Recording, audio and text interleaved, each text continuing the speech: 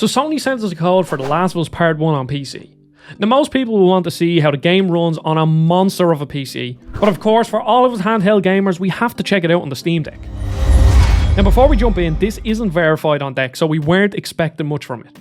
To start, The Last of Us recommends you load the shaders first before playing, and I had heard reports of how the game straight up barely runs if you ignore this. It took about an hour to load the shaders, but luckily it only needs to be done once. The baseline I tested it on was low settings with no render scaling, and the game looks pretty good actually. During the slower cutscenes, the frame rate was consistent, and I was kinda hopeful after that.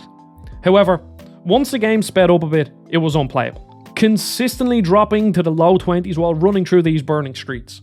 In an open combat encounter, the frame rate was all over the place, ranging from 20 to 30 FPS, and mostly staying at the lower end, so it's not playable in this mode in my opinion. Next, there's FSR quality mode. There is still some noticeable blur around the edges of characters, but when playing in handheld it wasn't too much of an issue.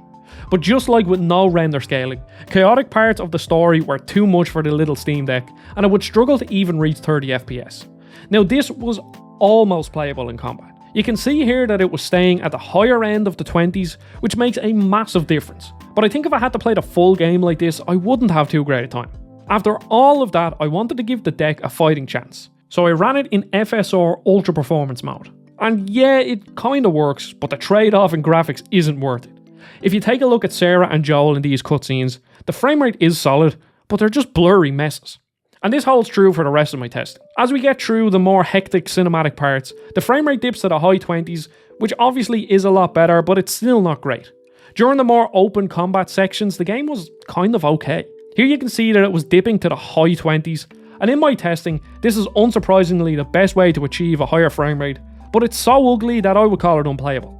I'll leave you with a few side-by-side comparisons if you want to see them for yourself. But thank you so much for watching. Will you be picking up The Last of Us Part 1 on PC or for your deck? Let us know in the comments below.